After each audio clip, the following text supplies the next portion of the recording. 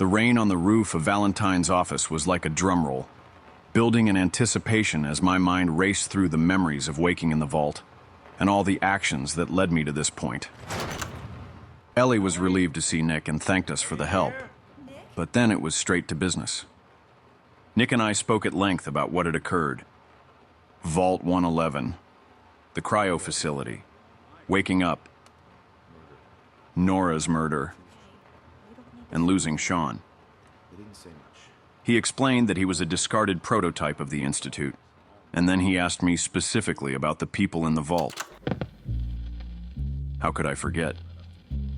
His voice, and that scar. Kellogg, said Valentine, his voice cold, almost fearful. Ellie confirmed the description from other cases, and even Heather was in disbelief that we were tracking the exact same guy. We had our target.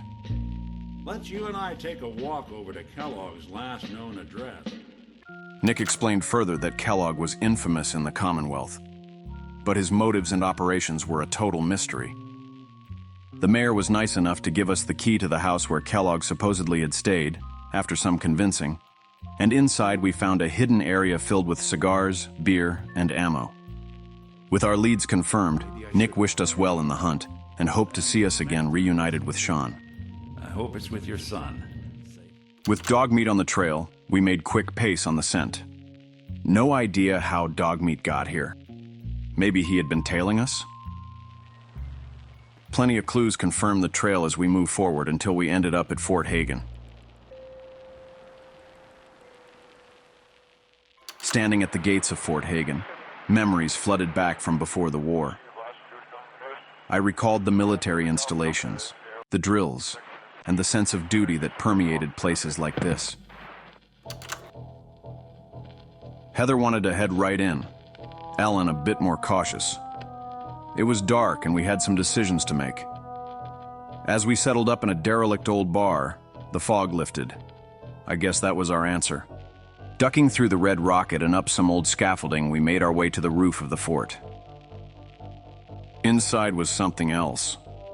Synths were scattered right through the fort. They looked a bit like Valentine, but with armor and laser weapons. Now I understand. You are hiding because you fear death.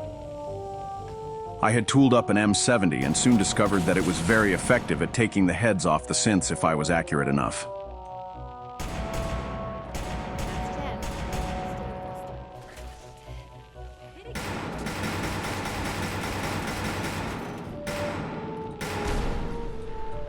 There you are. Engage. Dead bodies. Oh, nice. Then, that voice. TV dinner, he called me. All the synths and turrets he had set up weren't going to stop us now. I think Kellogg knew that. And so he decided to let us in and meet. Face to face. And there he is. Most resilient man in the Commonwealth. Funny. I thought I had that honor. You're a dead man. Your wife. That was a regrettable accident.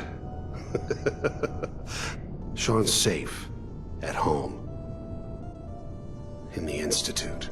Sean was alive and in the Institute. That's about all I really remember, besides the moment I blew his head off.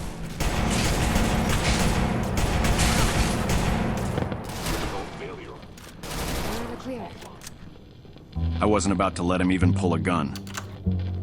Heather seemed relieved, but was pretty quiet after that moment. Good riddance, you fucking asshole.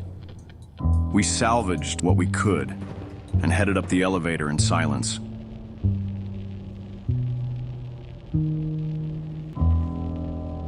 Before you embark on a journey of revenge, dig 2 graves. Not today.